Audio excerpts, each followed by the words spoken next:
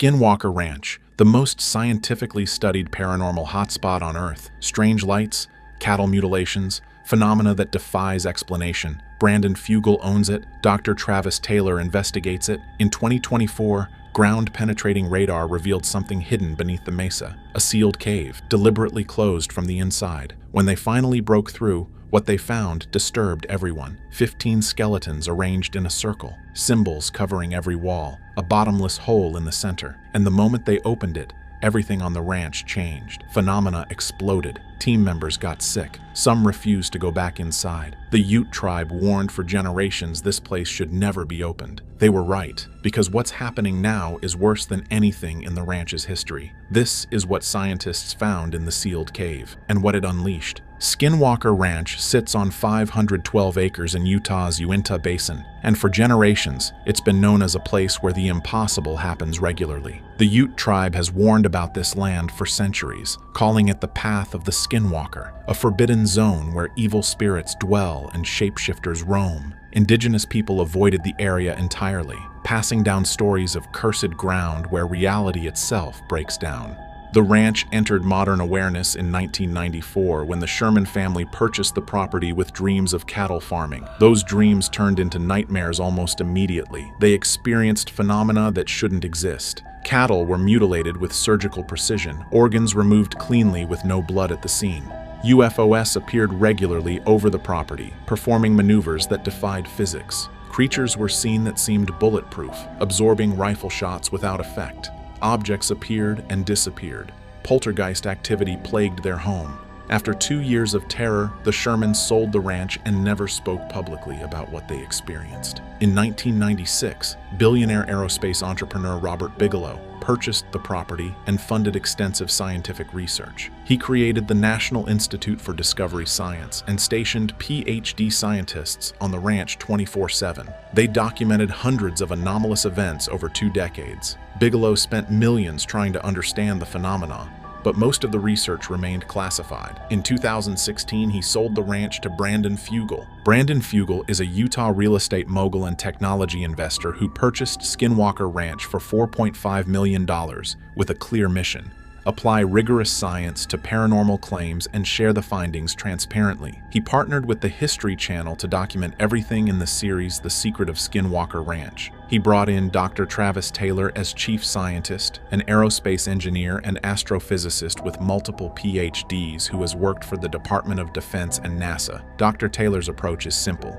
If it can be measured, it can be understood. Over the years, the documented phenomena have been extensive and disturbing. Radiation spikes in specific locations, GPS and electronic equipment failures, electromagnetic anomalies, cattle deaths with no explanation, orbs and light phenomena captured on camera, invisible forces affecting people physically. The mesa, a large elevated plateau on the property, has consistently been the site of the most intense activity. Native warnings specifically mentioned the mesa as off-limits. Animals refused to go near certain areas. Even before the cave discovery, it was avoided by those who knew the ranch's history. But in 2024, ground-penetrating radar revealed that the mesa was hiding something far more disturbing than anyone imagined.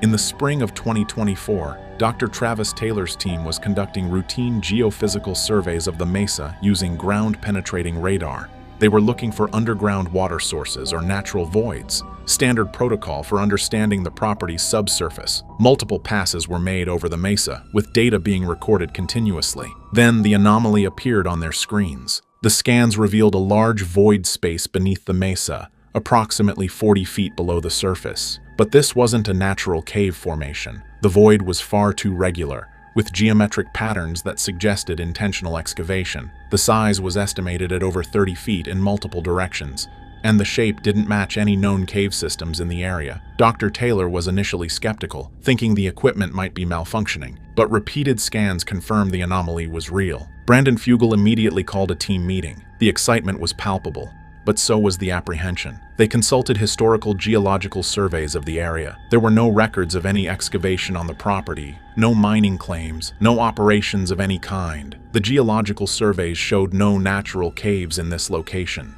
This chamber shouldn't exist.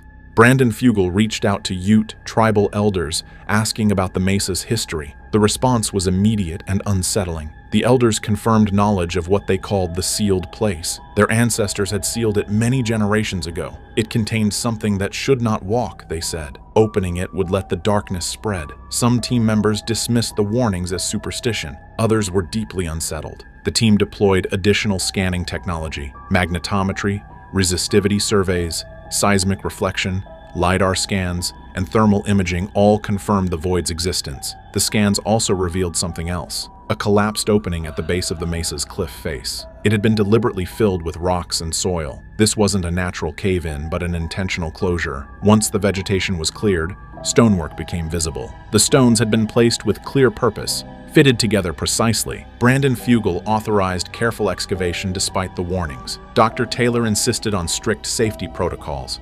Environmental monitoring equipment was staged around the site. Medical personnel were put on standby. Documentation cameras were positioned everywhere. The team was divided on whether they should proceed. Scientific curiosity battled against respect for ancient warnings, but the decision was made. They would open the sealed cave. The only question remaining was what they would find inside, and whether the Ute elders' warnings would prove true. Excavation began in June 2024, with a small team assembled for the initial work. Brandon Fugel and Dr. Travis Taylor were both present, along with security personnel stationed around the perimeter. Cameras recorded from multiple angles. Radiation detectors and air monitors were active. Atmospheric sensors measured everything. There was a palpable sense of unease among the crew from the moment work began. The stones were removed carefully, one by one, each cataloged and photographed. The stonework was remarkable. The stones fit together precisely with no mortar, expertly stacked by hands that knew exactly what they were doing. The age of the placement was impossible to determine, but the vegetation growth suggested the seal had been in place for centuries. The work proceeded slower than anticipated because of the care required. Strange occurrences began almost immediately. Equipment malfunctions increased dramatically.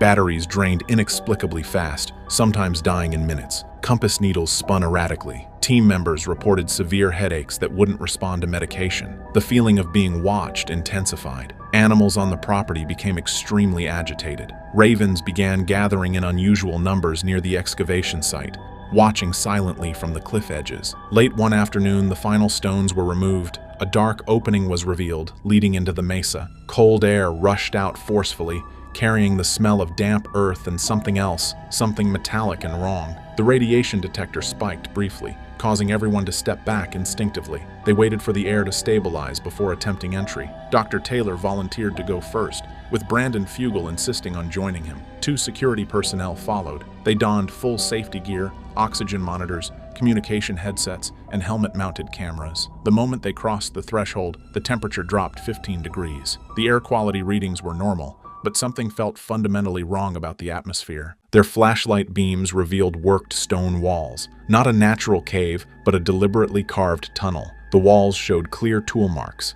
The ceiling was carved in a dome shape. The floor was relatively level and clear of debris. The tunnel extended approximately 30 feet before opening into a larger chamber. Electromagnetic readings were fluctuating wildly, instruments registering impossible data. Near the entrance, strange symbols were carved into the stone, geometric patterns and curved lines that didn't match Ute script or any known native writing system. Some resembled petroglyphs found elsewhere on the ranch, but others were completely unfamiliar. Everything was photographed extensively. The team moved slowly deeper into the tunnel, communication with the surface crew maintained. The sense of dread was increasing with every step. Then their lights hit the main chamber, and they saw what had been waiting in the darkness for centuries. The main chamber was roughly circular, approximately 40 feet in diameter with a domed ceiling reaching 12 feet at its highest point. This was not a natural cave. Every surface showed evidence of deliberate excavation. The walls had been carved with precision. The floor was covered in thick dust and sediment. Multiple alcoves had been cut into the walls at regular intervals,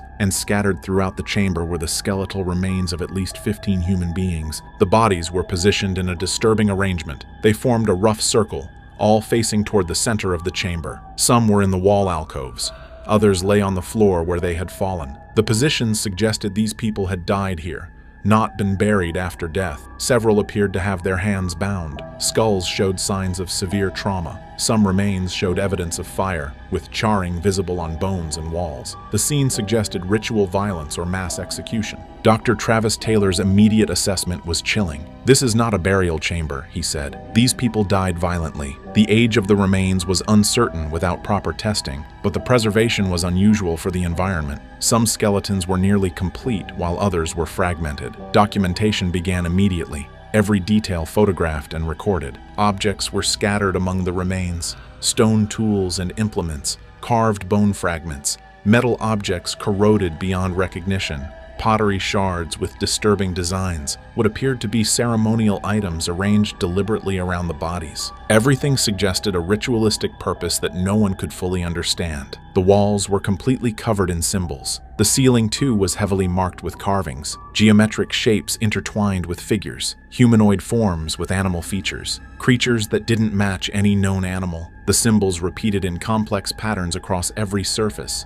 as if the entire chamber was meant to convey a message or serve a specific purpose. In the exact center of the chamber stood a stone platform, circular and approximately 6 feet across. Its surface was worn smooth from extensive use. Dark staining covered the platform that could be ancient blood. Channels had been carved into the surface, all leading to a hole in the center. The hole was approximately 2 feet in diameter. When they shined flashlights into it, the beams disappeared into darkness. They dropped stones into the opening. No sound of impact ever returned. The air rising from the hole felt wrong. The temperature differential was extreme. Electromagnetic readings spiked dramatically near it. Team members reported feeling compelled to look into it, drawn by something they couldn't explain. Brandon Fugel ordered no one to approach the platform. Near the entrance, 2 sets of remains were positioned differently from the others. Their bones were reaching toward the sealed opening, hands extended as if they had tried desperately to escape.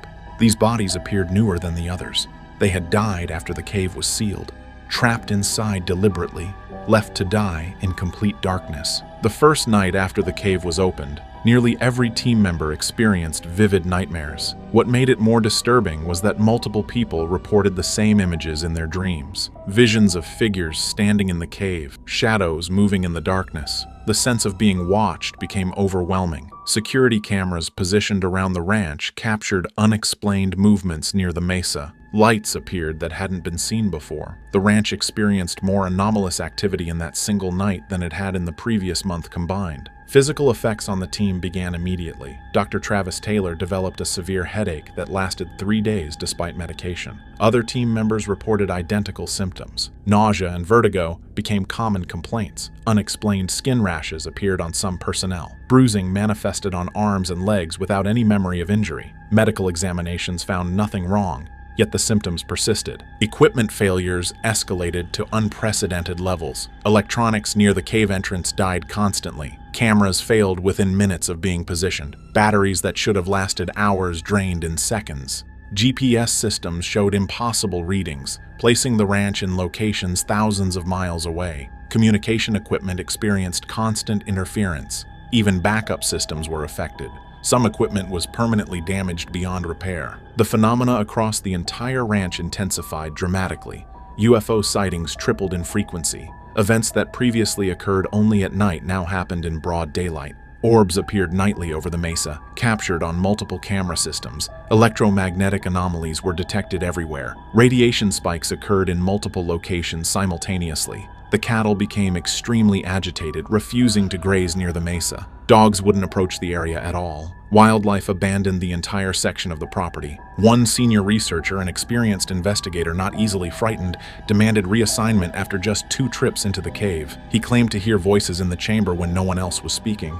He said something had followed him out of the cave and into his home. He reported seeing a shadow figure standing in his bedroom at night. Within a week, he left Skinwalker Ranch entirely and refused to discuss what he'd experienced. Brandon Fugel found himself torn between scientific curiosity and genuine concern for his team's safety. He consulted with experts nationwide, debating whether the cave should be resealed immediately. The documentary crew was capturing everything, and he was acutely aware of how the public might react to what they'd found. Dr. Travis Taylor maintained his scientific approach, insisting that the phenomena could be explained through rigorous study. He brought in additional monitoring equipment and increased sensor coverage across the property, but privately, even he admitted to feeling profound unease. "Something changed when we opened that cave," he told Brandon Fugel, "and whatever changed wasn't changing back." A forensic anthropologist was brought to the site to examine the skeletal remains. The bones were carefully removed for detailed analysis. Age estimation placed them between 150 and 300 years old. Though the range was unusually broad due to preservation anomalies, the remains represented a mix of male and female individuals, ranging from children to elderly adults. Trauma was evident on most of the skeletons, with causes of death varying across multiple factors. The injuries were deeply disturbing. Blunt force trauma had shattered skulls. Broken bones showed defensive wounds, arms raised to ward off attacks. Some remains showed evidence of burning, charred in ways that suggested they were alive when the fire touched them. Cuts consistent with stone tools marked several bones. The pattern suggested ritual violence rather than warfare. Most horrifying was evidence of cannibalism on some of the bones, cut marks and breakage consistent with deliberate consumption of human flesh. DNA analysis was sent to multiple laboratories. The results came back incomplete and confusing. The DNA was degraded far beyond what the age of the remains should produce. Contamination from unknown sources appeared in every sample. Some samples showed genetic markers that the labs flagged as impossible, anomalies that shouldn't exist in human DNA. The laboratories requested resampling, certain there had been errors. The second round of tests produced the same inexplicable results. Linguists and anthropologists analyzed the symbols carved throughout the chamber. No match was found to any known writing system. Some similarities existed to ancient petroglyphs found worldwide, and the geometric patterns suggested possible astronomical alignments, but the meanings remained completely unknown. Several researchers who studied the symbols refused to continue their work. They claimed the carvings gave them nightmares and feelings of dread they couldn't shake. The central stone platform was tested for biological material. Results confirmed the presence of human blood from multiple individuals deposited over an extended period of time. Chemical analysis revealed other substances mixed with the blood, including possible hallucinogenic compounds. The platform had been used repeatedly for ritual purposes that remained unclear. The bottomless hole presented the most confounding mystery. Attempts to measure its depth all failed. A laser range finder returned no signal. A weighted line was lowered 200 feet without finding bottom. The geology of the area suggested such a deep shaft shouldn't exist. A camera was lowered into the darkness, but the video feed became increasingly distorted after 50 feet, showing static and impossible images before the camera was retrieved damaged and unusable. Radiation and electromagnetic readings in the chamber fluctuated dramatically, spiking without pattern or warning. Dr. Travis Taylor noted that the patterns seemed to pulse at regular intervals, as if the cave itself was breathing. Brandon Fugel requested a formal consultation with Ute tribal elders following the cave's opening. The elders agreed to visit the site but refused to enter the cave itself. They stood at the entrance, spoke prayers in their native language, and confirmed that this was indeed the sealed place their ancestors had warned about for generations. The stories passed down through oral tradition were true. The elders explained the Skinwalker legend, emphasizing it was not metaphor but literal belief. Skinwalkers were witches who gained dark powers through forbidden acts. They could shapeshift into animals and committed terrible crimes to acquire these abilities. They were outcasts who practiced rituals the tribe had banned. Eventually, the Skinwalkers were hunted by tribal warriors. This cave became their final refuge. According to the elders, the Skinwalkers had gathered in this place to conduct ceremonies involving human sacrifice. They were attempting to open a doorway, a portal to what the Ute called the Dark World. The tribal elders of that era decided the practices had to end permanently. Warriors surrounded the cave while medicine men performed protective rituals. Those trapped inside begged to be released. The tribe ignored their pleas and sealed the entrance with sacred stones, leaving them to die in complete darkness. The sealing was intentional entombment. The belief was that sealing the cave would trap the Skinwalkers' evil spirits inside, preventing them from ever influencing the world again. The warnings were passed down through every generation. The path of the Skinwalker must stay closed forever. The elders reacted with deep concern and visible anger when they learned the seal had been broken. They felt it showed profound disrespect for sacred boundaries that had been maintained for centuries. They predicted severe consequences. The strange phenomena would increase dramatically. The darkness would spread beyond the cave. The ranch would become far more dangerous than it had ever been. They offered to perform a new sealing ceremony using traditional methods. Brandon Fugal responded respectfully to their concerns but remained committed to the scientific investigation. He promised to proceed carefully and agreed to consult with the elders on all major decisions regarding the cave. The elders reluctantly accepted this compromise, but their final words were ominous. "You will see what we warned you about." They left sacred tobacco at the cave entrance as protection and refused to return to Skinwalker Ranch. Within days, their predictions began coming true in ways that terrified even the most skeptical members of the team. The phenomena on Skinwalker Ranch increased by over 300% following the cave's opening. Events that previously occurred only at night now happened during broad daylight. The intensity and frequency both escalated dramatically. The correlation between opening the cave and the surge in activity was undeniable, and the scientific team documented everything. Cattle were found dead with the same surgical precision that had plagued the ranch for decades. Internal organs were removed cleanly with no blood at the scene. No tracks or evidence of predators existed anywhere near the bodies. Security cameras positioned to watch the herds showed absolutely nothing during the times the deaths occurred. The mutilations happened within direct view of the mesa, following the same pattern that had terrorized the Sherman family 30 years earlier. Orbs began appearing nightly over the mesa, captured on multiple camera systems simultaneously. They performed maneuvers that violated known physics, accelerating instantly and changing direction without slowing. Larger craft were witnessed by the entire team on several occasions. Dr. Travis Taylor stated on camera, "We are observing technology that is beyond our current understanding." The government was contacted but provided no response. Team members reported disturbing experiences with time distortion. Hours would pass that felt like only minutes. People discovered memory gaps during investigations, unable to account for periods of missing time. Team members found themselves in locations they had no memory of walking to. Equipment registered impossible data that contradicted what observers remembered witnessing. Security footage showed events that nobody on the team could recall happening. Multiple team members reported encounters with the same entity, a tall humanoid figure with proportions that seemed fundamentally wrong. It was seen repeatedly near the cave entrance after dark. The figure would disappear instantly when approached. Infrared cameras occasionally captured it, but the heat signature was inconsistent with any living being. The descriptions matched exactly what previous ranch owners had reported over the decades. Brandon Fugal ensured everything was recorded and cataloged. Hundreds of hours of footage accumulated.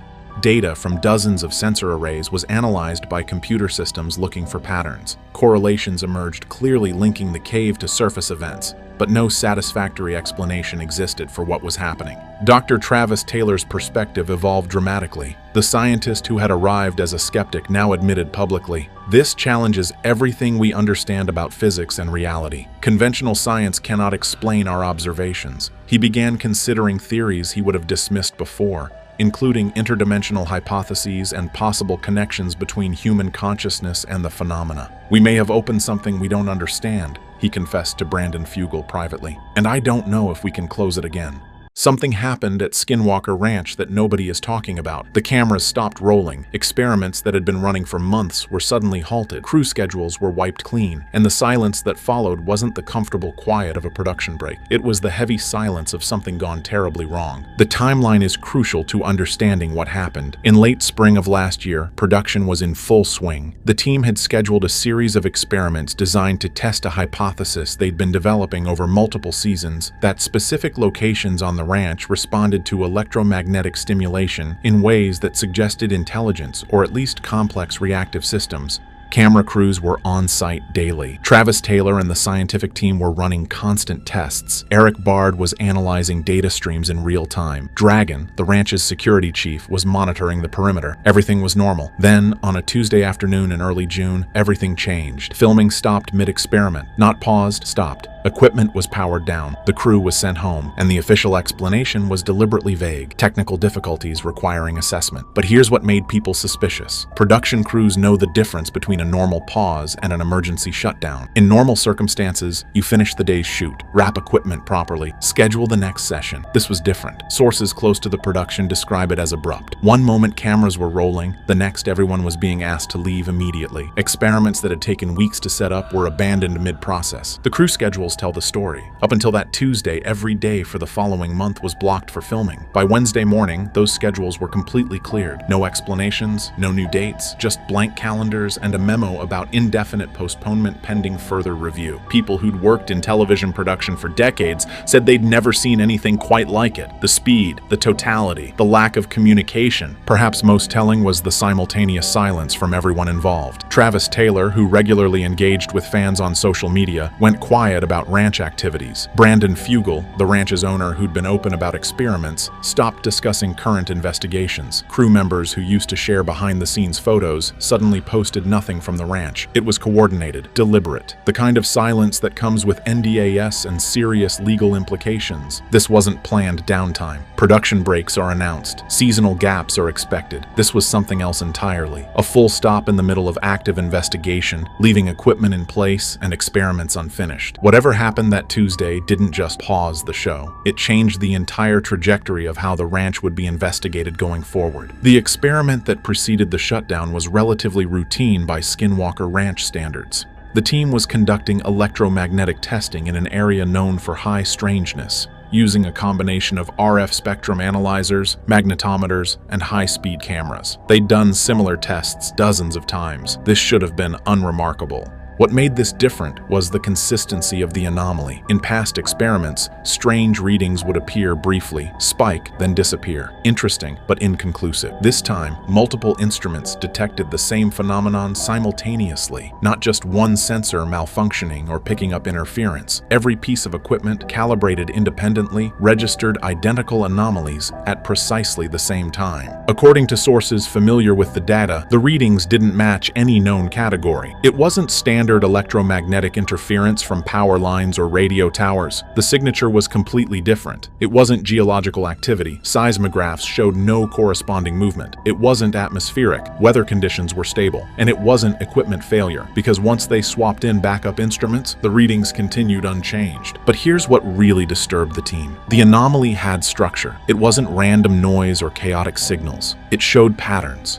Repetition, sequences that suggested organization. One researcher, speaking anonymously, described it as looking less like natural phenomena and more like data transmission, as if something was broadcasting on frequencies they happened to be monitoring. The data was concerning because it didn't fit into comfortable categories. UAPs can be explained away as misidentified aircraft or atmospheric phenomena. Geological anomalies can be attributed to unique mineral compositions or underground structures. Electromagnetic interference can be blamed on equipment or distant sources, but data showing clear structure, perfect synchronization across multiple independent systems, and patterns that suggested intentional organization, that was something different entirely. This wasn't interesting data that would make for a compelling episode. This was concerning data that made scientists stop and reconsider whether they should be conducting these experiments at all. Because if something was responding to their tests, if something was broadcasting back, then the fundamental assumption underlying the investigation was wrong. They weren't just observing passive phenomena. They were interacting with something active. The data review session that followed the experiment revealed something that shouldn't have been possible. Conflicting readings that violated basic physics were appearing simultaneously. Instruments detecting electromagnetic fields in ranges that should have required massive power sources, yet thermal imaging showed no heat signatures. Radiation detectors registering particles that left no trace on film or digital sensors.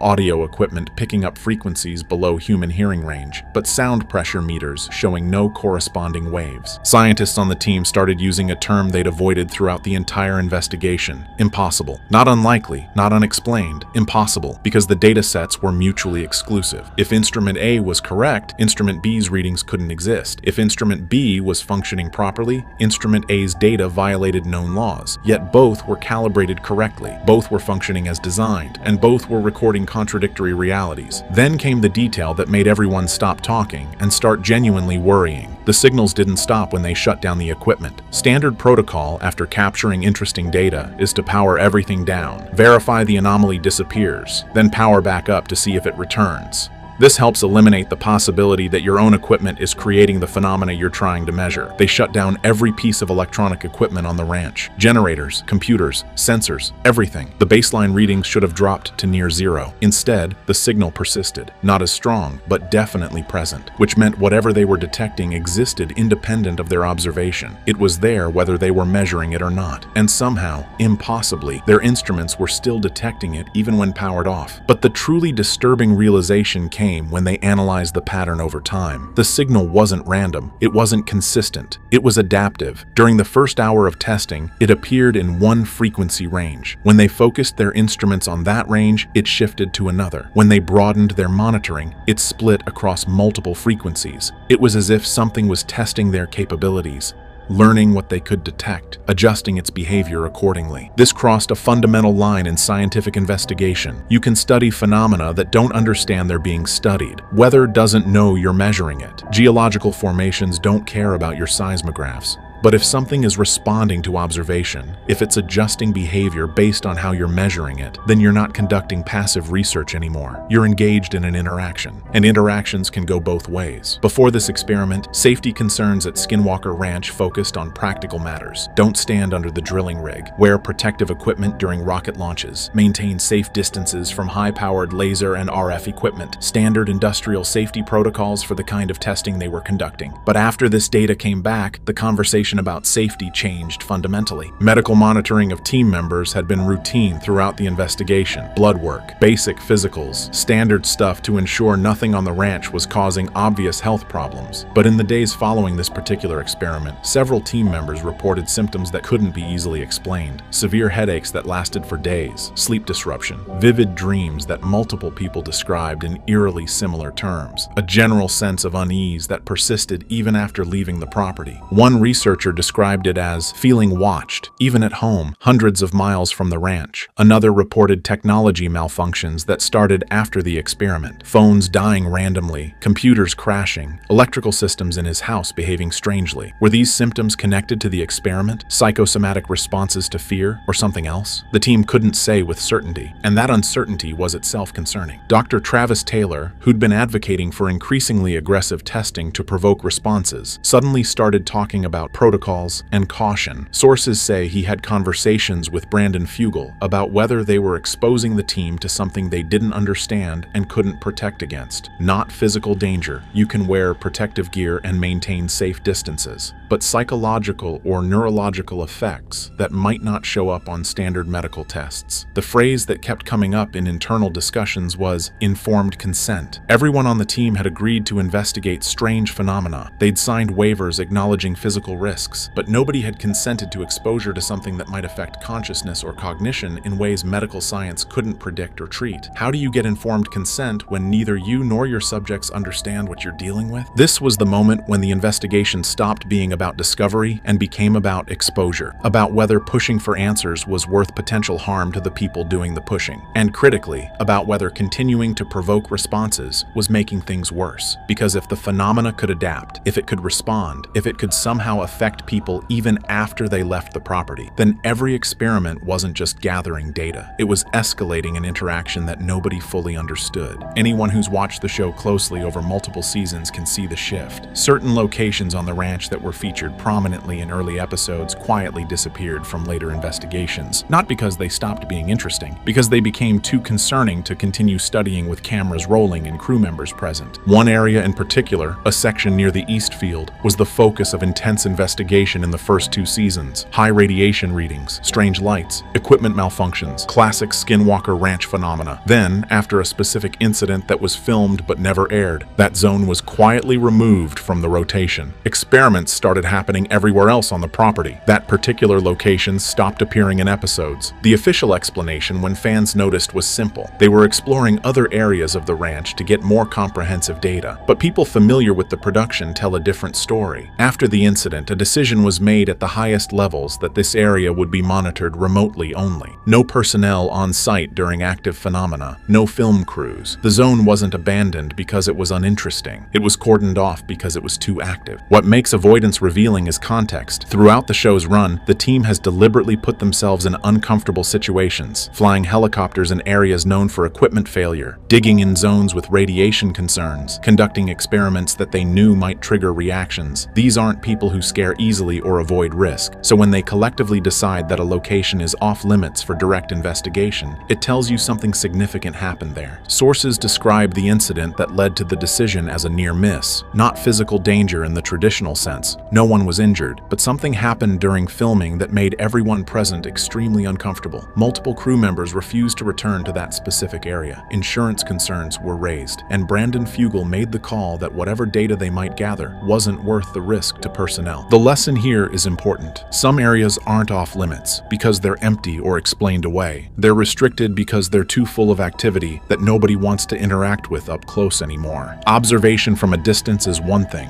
Direct exposure is something else entirely, and the decision to maintain distance after years of aggressive investigation speaks volumes about what they experienced in that zone. One of the strangest aspects of the shutdown involves the delayed reaction to footage. During filming, everyone on site was focused on equipment, data streams, and immediate observations. The atmosphere was professional, scientific, controlled. Yes, strange things happened, but in the moment, with cameras rolling and a job to do, people stayed focused on documentation. The unease came later, during the review sessions when editors started going through raw footage frame by frame, when producers watched everything that had been captured without the distraction of being on site. That's when people started seeing things that nobody noticed during actual filming. Details in the background, patterns in the data visualizations, sequences that didn't make sense when viewed in isolation, but became disturbing when seen in context. One editor described the experience as watching something change the longer you looked at it. He'd review a segment, mark it for inclusion, then come back to it hours later and see something different. Not literally different, the footage hadn't changed, but his perception of what was happening in the frame had shifted. Details that seemed insignificant during the first viewing became prominent. Patterns emerged that he couldn't unsee once noticed. Multiple crew members reported that reviewing footage affected them more than being on the ranch during filming, which doesn't make logical sense. You'd think direct exposure would be more impactful than watching recorded video in a comfortable editing bay. But the repeated viewing, the ability to pause and examine frames, the process of trying to understand what they'd captured, that's what got under people's skin. Then came the reports from people who worked on the footage off-site, away from the ranch entirely. Editors in Los Angeles, color correction specialists in New York, sound designers who never set foot in Utah. They started reporting strange experiences, dreams about the ranch, a sense of being observed while working on specific segments, technology problems that seemed concentrated around footage from particular experiments. This is where things get genuinely unsettling. If phenomena could somehow extend beyond the physical location through recorded media, then documentation wasn't a safe distance observation anymore. It was a vector. Every copy of the footage, every hard drive, every review session, potentially extending whatever was happening at the ranch to people who'd never been there. The real shock didn't come from being present during the experiments. It came from trying to understand what had been captured afterward. Networks shut down productions for predictable reasons. Budget overruns, declining ratings, cast conflicts, safety violations, standard entertainment industry issues that happen all the time and get resolved through normal business processes. What happened with Skinwalker Ranch wasn't any of those things.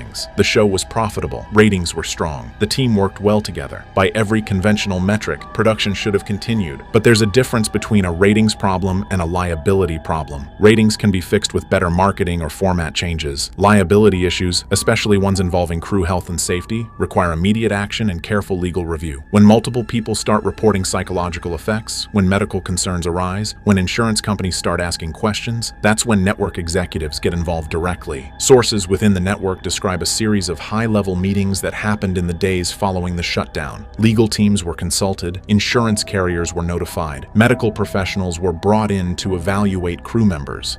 This wasn't creative executives discussing storylines. This was risk management trying to understand potential exposure and liability. The decision to pause production came from above the show's production team. Brandon Fugal owns the ranch and could have continued private investigations. The core team wanted to keep working. But when a network's corporate structure gets involved, when lawyers start reviewing what happened rather than producers, that signals a fundamental shift from entertainment concerns to legal and safety concerns. What makes this shutdown different from past controversies or production problems is the speed and completeness. Past issues with paranormal shows have led to format changes or cast replacements. This led to a full stop. No announcements about retooling, no statements about when filming might resume, just vague mentions of technical issues and ongoing assessment, the kind of corporate language that indicates serious concerns being discussed privately while public statements remain deliberately uninformative. Someone higher up decided this shouldn't continue, at least not in its current form. Whether that decision was driven by genuine concern for crew safety, fear of legal liability, or something else entirely, we may never know. But the fact that it happened, that a successful show with strong ratings was shut down mid-season without clear explanation, tells you everything about how seriously this situation was taken at the highest corporate levels.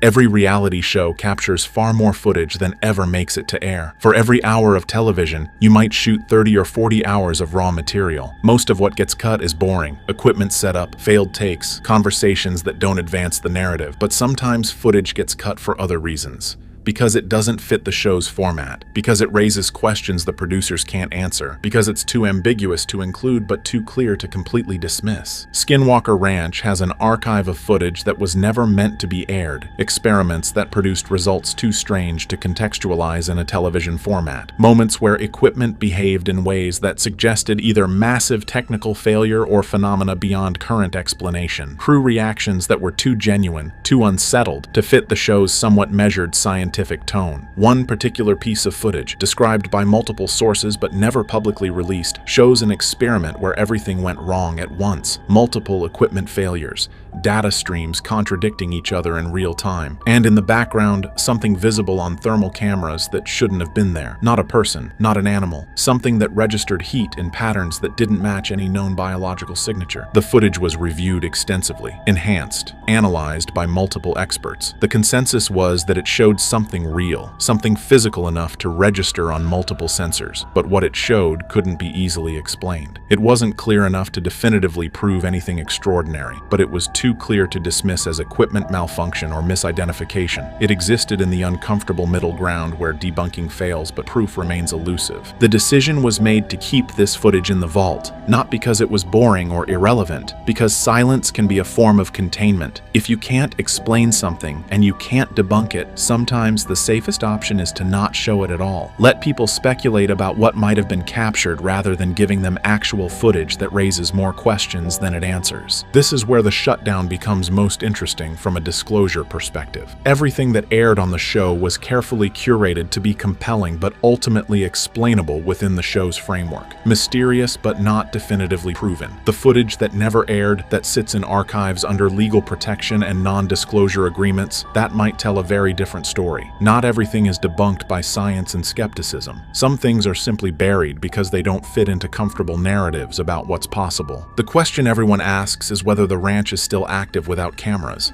whether experiments continue privately, whether the phenomena that made Skinwalker Ranch famous persist when nobody is watching or documenting. The answer, based on everything we can piece together, is yes. Activity continues, investigation continues, but the nature of how it's being studied has fundamentally changed. Brandon Fugal has made it clear the ranch remains a focus of serious scientific investigation, but that investigation is happening differently now. More remote monitoring, more automated data collection, less direct human presence during active phenomena. The shift suggests lessons learned from whatever led to the shutdown. That proximity to certain events carries risks that can be mitigated through distance and technological intermediation. The patterns observed over years of investigation suggest that whatever happens at Skinwalker Ranch doesn't depend on human observation. The phenomena existed before the show. They'll exist after. Cameras and scientific instruments might make the events visible and documentable, but they don't create them, which raises an uncomfortable question. If filming stops but activity continues, what was the investigation actually accomplishing besides documentation? Some researchers argue that aggressive investigation, deliberately provoking responses, attempting to trigger phenomena through experimentation, might have escalated whatever exists there. That each rocket launch, each drilling operation, each electromagnetic pulse wasn't just observing passive phenomena, but actively engaging with something responsive, and that engagement potentially made things worse. The shutdown might represent a recognition that the paradigm was wrong. You can't treat intelligent, responsive phenomena like laboratory subjects. You can't provoke and measure something that might be measuring you back. The scientific method works beautifully for studying things that don't know they're being studied. It becomes problematic when the subject of investigation is aware of the observer and potentially capable of responding in ways that affect the observer. Looking forward, Skinwalker Ranch will likely remain an active research site, but the research will be more cautious, more respectful of boundaries that weren't clear until they were crossed, less focused on making compelling television, and more concerned with understanding phenomena without unnecessarily escalating interaction. Because the ultimate lesson of the shutdown is simple: stopping observation doesn't stop activity, but it might stop whatever consequences come from aggressive investigation of things we don't yet understand.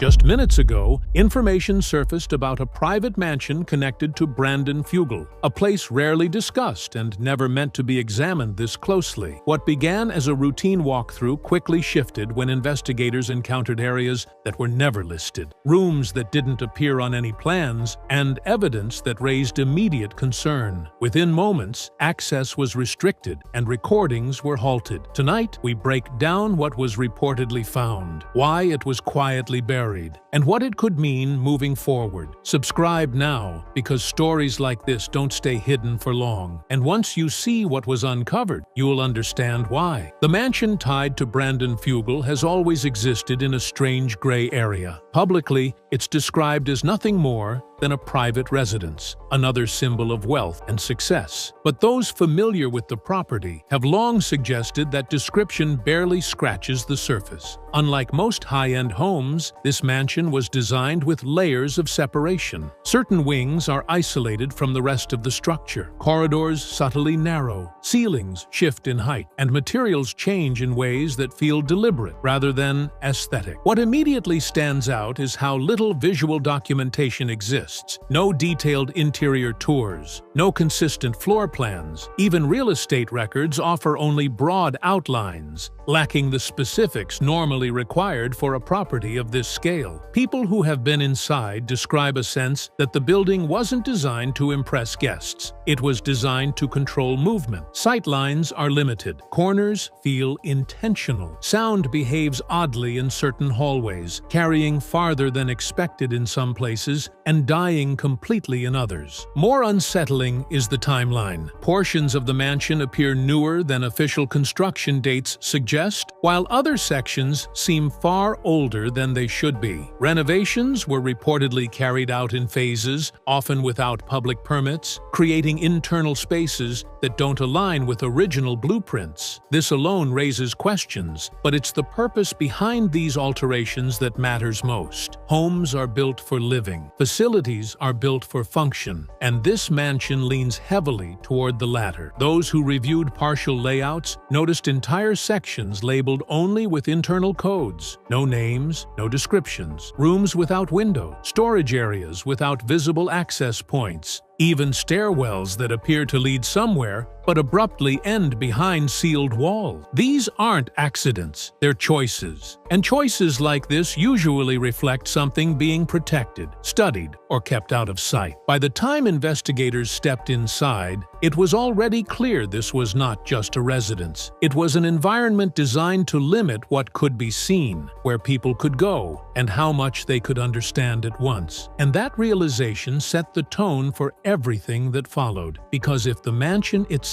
was built to hide something, the real question becomes simple and unsettling. What required this much secrecy in the first place? Entry into the mansion was originally approved under routine circumstances. The visit was framed as controlled, limited, and procedural, with clear boundaries established before anyone stepped inside. Specific rooms were cleared, specific paths were outlined, and specific areas were marked as was off-limits, with no expectation that those restrictions would be challenged. At first, everything followed that plan. Doors opened where they were supposed to. Lighting activated normally. Movement was calm, measured, and uneventful. Then, something shifted. Without warning, access systems behaved differently than expected. A secured door responded to credentials that should not have worked. Interior lighting activated in a corridor that was not listed on the access itinerary. According to those present, the change wasn't dramatic at first. It was subtle. A pause, a glance exchanged, the quiet realization that they were standing somewhere they had not been authorized to be. What made this moment disturbing wasn't just the mistake, it was the absence of alarms. No alerts triggered, no automated lockdown followed. Instead, the system allowed continued movement, almost as if the deviation had been anticipated. Those inside later described the feeling as being guided rather than lost, led forward by the structure itself. Hallways narrowed, sound softened. The atmosphere grew noticeably heavier the deeper they went. Attempts to verify location through internal maps failed. Digital layouts no longer matched physical space. What should have been a short connector hallway extended far longer than expected, ending at a door none of the personnel recognized. This door lacked standard labeling, no warnings, no identifiers, just a reinforced surface and a manual locking mechanism that suggested it was never meant for casual use. It was at this point that protocol began to unravel. Communication slowed, decisions were second-guessed, and an unspoken understanding settled over the group. Whatever lay beyond this point was not part of the original plan, and someone had gone to great lengths to make sure it stayed that way. Beyond the unauthorized door was a room that immediately altered the mood of everyone present. It was not large, but it felt compressed, as if the space resisted being occupied. The walls were bare, unfinished in places, yet intentionally reinforced in others. There were no windows, no obvious ventilation, and no furnishings to suggest comfort or long-term use. The lighting inside did not match the rest of the mansion. It was dimmer, colder, and oddly directional, casting shadows that seemed to bend rather than fall naturally. The first thing noticed was the sound. Voices behaved strangely in this room, carrying too clearly at times, and then vanishing altogether mid-sentence. Footsteps echoed with a delay that didn't match the size of the space. Even small movements felt amplified, while larger sounds seemed swallowed. Several devices began to malfunction almost immediately. Audio equipment produced static. Cameras struggled to maintain focus. One recorder shut off entirely without warning. Temperature readings showed inconsistencies as well. Certain areas of the room were noticeably colder, while others felt unnaturally warm, despite no visible heat source. When handheld sensors were moved through the space, readings spiked and dropped erratically, as if the room itself was interfering with measurement. This was not environmental drift. It was localized and repeatable. What unsettled the group most was the sense that the room was not abandoned. Dust patterns suggested recent activity, yet there were no footprints, no tools, no signs of ongoing work. It appeared maintained without being occupied, preserved rather than used. One individual later described the feeling as standing inside a container rather than a room, something designed to hold more than just people. At that moment, attention shifted from curiosity to caution. This space did not exist by accident. It had been built deliberately, hidden carefully, and separated from the rest of the mansion for a reason. And as the group stood there in silence, one thought became impossible to ignore. If this room was meant to stay unseen, then simply entering it may have already crossed a line that could not be uncrossed. Once the room was documented, attention shifted to what was stored within it. These were not decorative items, nor were they consistent with anything found elsewhere in the mansion. Along the walls sat containers made from mixed materials, some metallic, others composite, each sealed and unmarked. No labels, no serial numbers, nothing that suggested public manufacture or consumer use. Whatever these objects were, they had been intentionally stripped of identity. Several items appeared to be tools, but their design didn't align with conventional purposes. Edges were smoothed where grip would normally be unnecessary. Weight distribution felt unbalanced in ways that made handling awkward. A few pieces emitted a faint hum when lifted, subtle enough to be dismissed at first, yet impossible to ignore once noticed. None of the items were powered, yet they behaved as if energy was present. More troubling was the condition of the storage itself. Everything was clean, not unused, but maintained. No corrosion, no dust buildup on the containers themselves. The surrounding floor showed signs of careful movement, as though items had been repositioned recently, then returned to precise locations. This wasn't forgotten storage. It was active without witnesses. Attempts to photograph certain objects resulted in distortion. Images appeared blurred or slightly offset, even when taken from close range. One device refused to save files altogether while pointed toward a specific container. When the lens was moved away,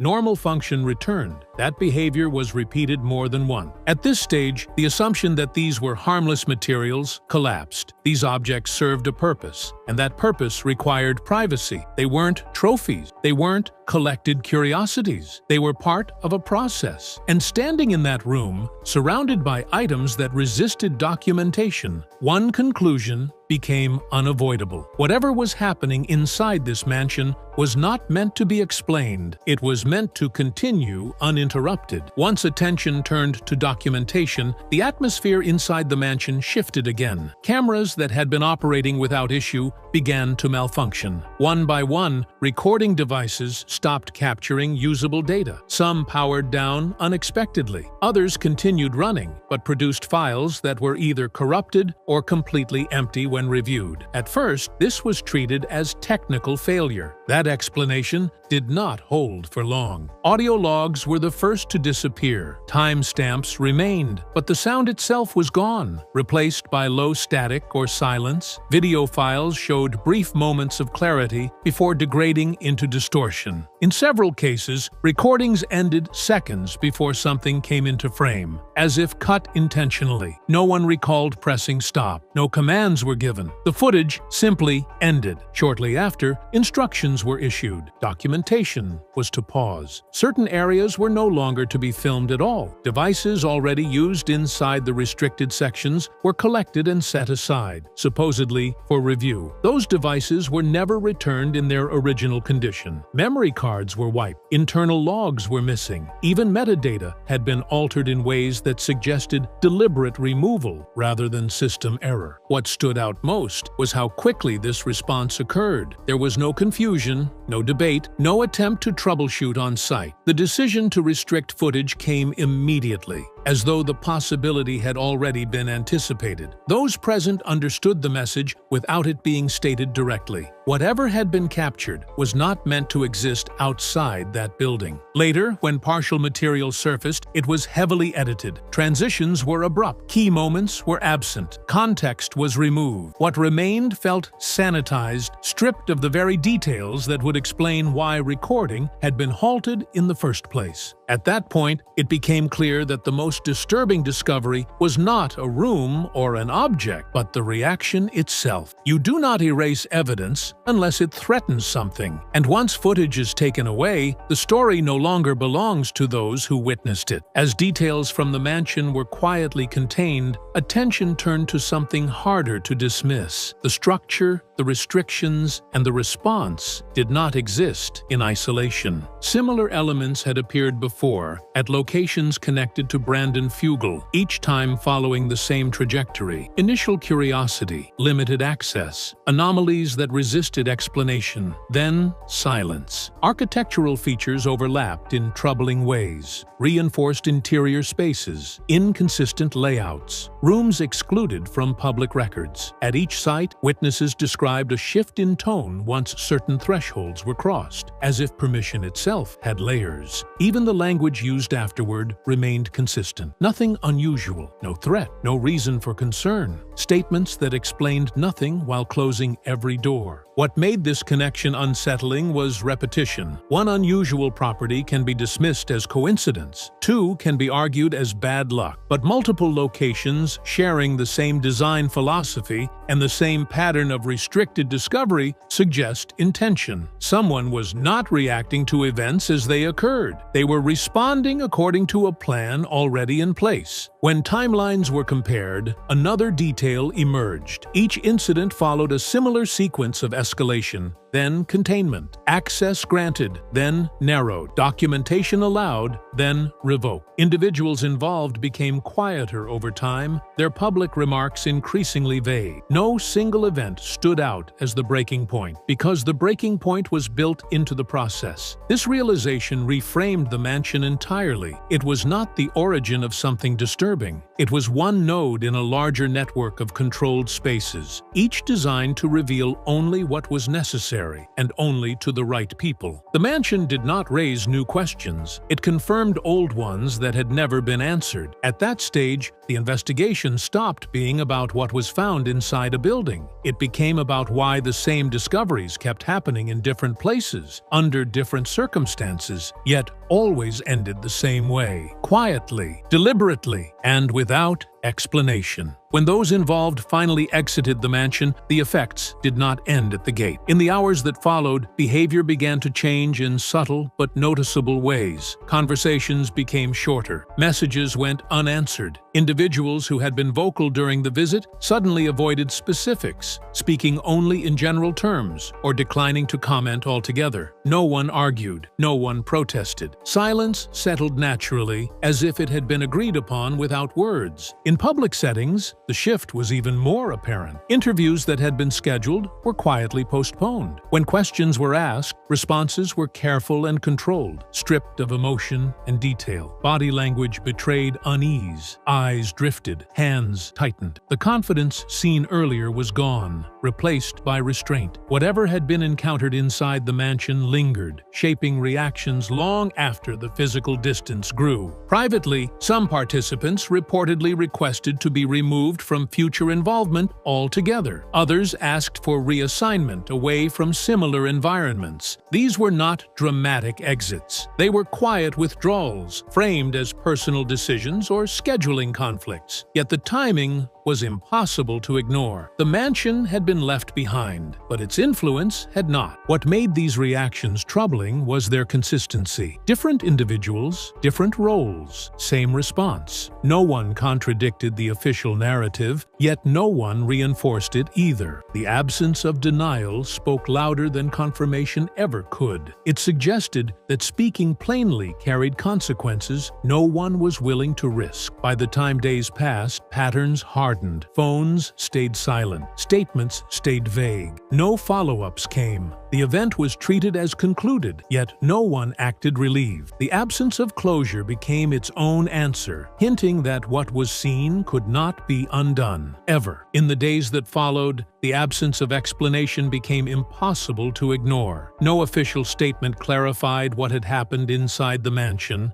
No denial was issued. No confirmation was offered. Instead, there was a careful redirection of attention, a subtle shift away from specifics and toward broader, less threatening topics. Questions were acknowledged without being answered. The event was neither acknowledged nor disputed. It simply faded from public discussion. This type of response is rarely accidental. When something is harmless, it is dismissed openly. When something is misunderstood, it is explained. Silence, on the other hand, is reserved for situations where explanation creates more risk than secrecy. Addressing the discovery directly would have required acknowledging inconsistencies, missing footage, and restricted access, details that raise more questions than they resolve. What stood out most was how coordinated the silence appeared. Different voices, different platforms, same outcome. No leaks, no contradictions, no attempt to control the narrative aggressively, just a collective decision to let it dissolve. That restraint suggested confidence, not confusion. as if those responsible knew that time alone would bury the issue more effectively than confrontation ever could. Behind closed doors, conversations reportedly continued, but none reached the public. The absence of even vague reassurance hinted that reassurance was not possible. Any explanation would have required admitting that something unexpected had been encountered, something that could not be neatly categorized or safely discussed. So instead, the story was allowed to remain unfinished. This refusal to address the discovery directly did not calm suspicion, it intensified it. Silence created space for interpretation, and that space grew larger with every unanswered question. The lack of closure became the most revealing detail of all. Because when those in control choose not to speak, it is often because the truth does not belong to them alone, and once spoken, it cannot be contained again. When the mansion finally fell quiet, the most important detail was not what had been found, but what followed. The absence of explanation, the removal of evidence, and the coordinated silence all pointed toward a single conclusion. This discovery was not an anomaly, it was confirmation. Whatever existed inside that mansion was already understood by those in control, and exposure was the real threat. Viewed this way, every decision makes sense. Restricted access was not about safety, it was about containment. Missing footage was not accidental loss, it was deliberate protection. Silence was not confusion, it was strategy. The mansion functioned as a checkpoint, a place where something ongoing could be observed, stored, or managed without public interference. This reframes the entire narrative. The mansion was never meant to shock the public, because it was never meant to be seen at all. It was designed to operate quietly, to exist without explanation, and to remain effective as long as curiosity stayed outside its walls. Once attention reached inside, the system responded exactly as it was built to. The unsettling truth is that nothing ended when the doors closed. Whatever process was underway did not stop. It simply moved beyond view again. The reaction was not damage control, it was maintenance. And that distinction matters, because maintenance implies continuity. If this discovery teaches anything, it is that secrecy is not always about hiding danger. Sometimes it is about preserving function. Some environments are hidden not because they are unstable, but because they are working exactly as intended. And that leaves one final question lingering in the silence. If this was only one location, carefully managed and swiftly contained, how many others exist that have never been questioned at all? That possibility, once considered, makes the discovery feel far less isolated. Indeed. Brandon Fugal purchased Skinwalker Ranch to conduct transparent scientific investigation into one of the most paranormally active locations on Earth. For years, he's documented unexplained phenomena with cutting-edge technology and assembled a team of credentialed scientists to find answers. But something changed over the past 6 months. Activity at the ranch escalated beyond anything previously recorded, triggering responses from federal agencies that Brandon never anticipated. Objects violating restricted airspace, radiation signatures matching classified technology, and electromagnetic disturbances affecting military operations forced the government's hand. What started as private research became a national security issue overnight. Brandon Fugal is now breaking his silence about the government intervention that's changing everything about Skinwalker Ranch. Make sure you're subscribed, because what he's about to reveal involves the highest levels of defense and intelligence communities, and the implications are staggering. The government's interest in Skinwalker Ranch didn't happen overnight. It was triggered by a series of escalating incidents that violated federal regulations and posed genuine national security concerns. It started in March when commercial airline pilots flying over Utah reported unidentified objects performing impossible maneuvers above the ranch property. Delta Flight 2437 from Salt Lake City to Denver reported a metallic craft hovering at approximately 30,000 feet before accelerating vertically at speeds that defied known aerospace capabilities. The pilot filed a mandatory FAA report, which immediately flagged the location coordinates: Skinwalker Ranch. 2 weeks later, NORAD tracking systems detected unexplained radar signatures originating from the same area. Objects appeared on military radar without transponders, moving in patterns inconsistent with aircraft, drones, or atmospheric phenomena. These weren't brief blips. Some lasted over 40 minutes, clearly visible to multiple tracking stations across the western United States. What really got the Pentagon's attention were the electromagnetic interference incidents. In April, Hill Air Force Base, located approximately 120 miles from Skinwalker Ranch, experienced communication disruptions during routine training exercises.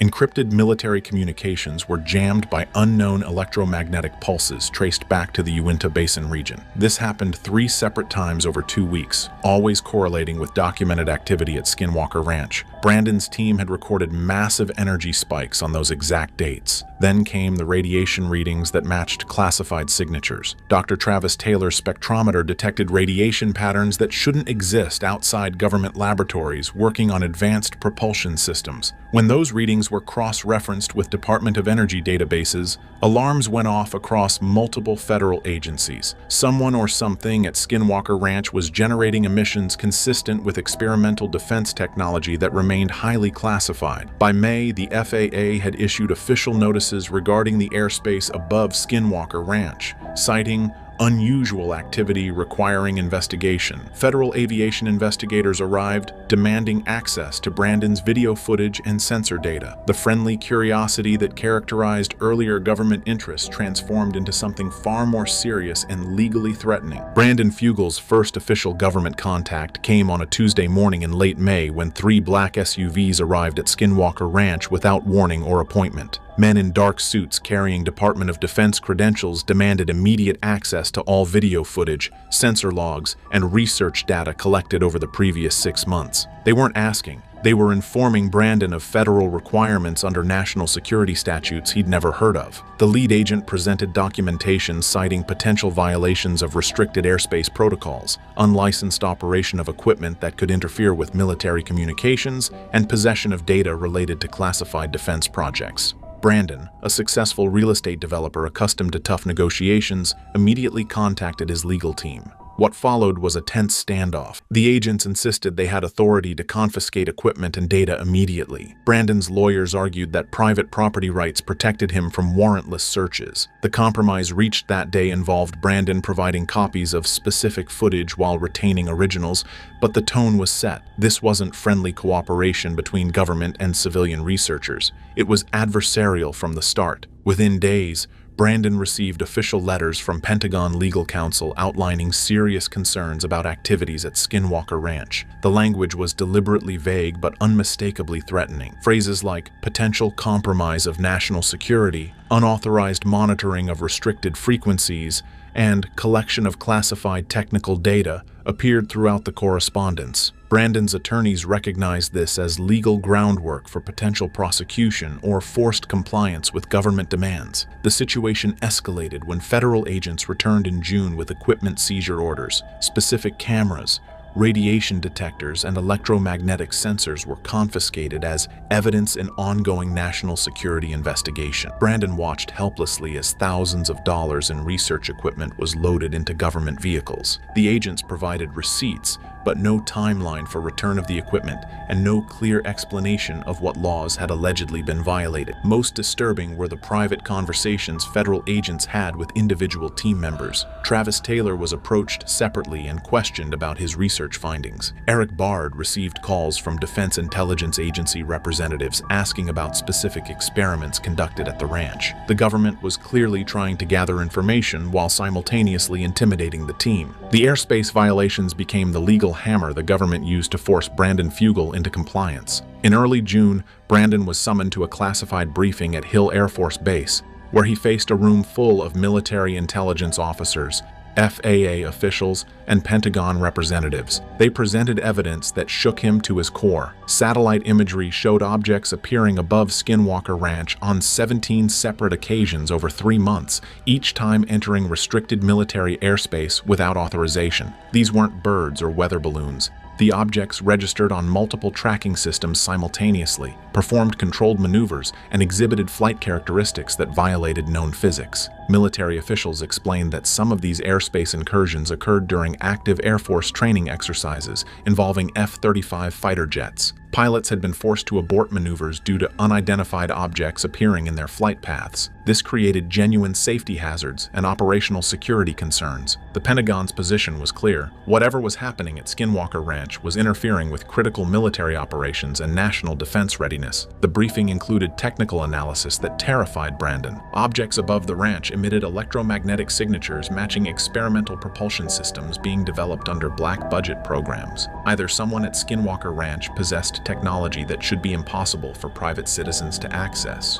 or something unknown was mimicking classified defense capabilities. Both scenarios represented unacceptable national security risks from the government's perspective. Brandon tried explaining that his team wasn't creating these phenomena, they were documenting naturally occurring or unexplained events. The military officials weren't interested in paranormal explanations. Their concern was simple: restricted airspace was being violated, military operations were being compromised, and it was happening above property Brandon owned and controlled. That made him legally responsible regardless of whether he was causing the activity or simply observing it. The FAA presented violation notices that could result in millions of dollars in fines and potential criminal charges. Brandon learned that as the property owner, he could be held liable for anything originating from his land that violated federal aviation regulations, even if he had no control over the phenomena. The legal framework existed to prosecute him simply because the unexplained activity was happening above his property. By July, Brandon Fugal faced a legal nightmare with no good options. Federal prosecutors presented him with what amounted to an ultimatum during a private meeting in Salt Lake City. They had compiled evidence of ongoing airspace violations,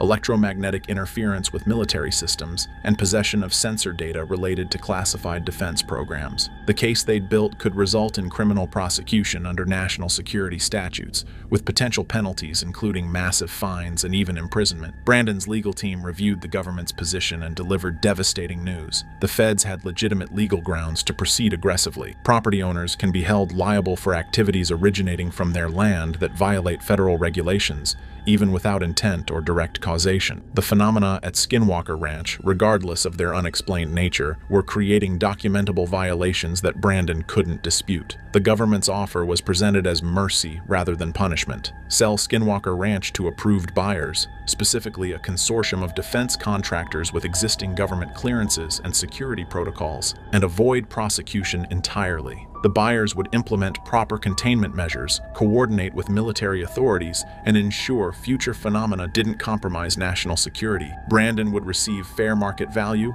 potentially retain consulting rights, and walk away without criminal charges. Refusing meant facing federal prosecution with uncertain outcomes.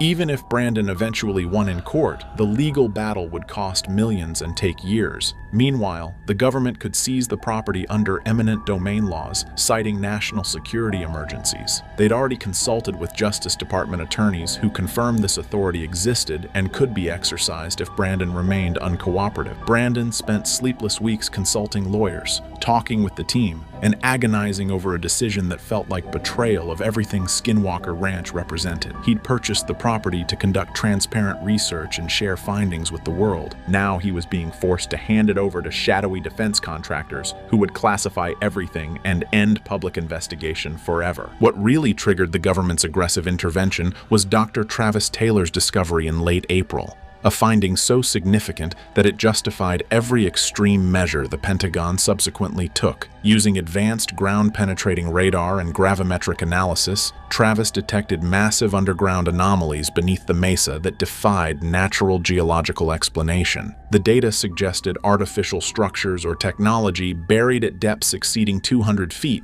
with metallic composition and geometric precision impossible for natural formation. Travis's analysis indicated these structures predated any known human construction in North America by potentially thousands of years. But the truly alarming discovery was the energy signature emanating from below. The underground anomaly was actively generating electromagnetic fields that pulsed in regular intervals. suggesting operational technology rather than inert artifacts. When Travis cross-referenced the frequency patterns with classified databases he had security clearance to access from his previous defense work, he found exact matches to experimental propulsion research conducted during Cold War black budget programs. Either someone had buried advanced technology beneath Skinwalker Ranch decades ago, or something unknown was producing emissions identical to humanity's most classified defense research. Travis submitted his findings to Brandon in a confidential report, recommending immediate consultation with federal authorities due to the national security implications. Brandon initially hesitated, knowing government involvement would complicate everything. But when the electromagnetic pulses from the underground source began interfering with Hill Air Force Base communications, the decision was taken out of his hands. The Pentagon learned about Travis's discovery through their own monitoring of the ranch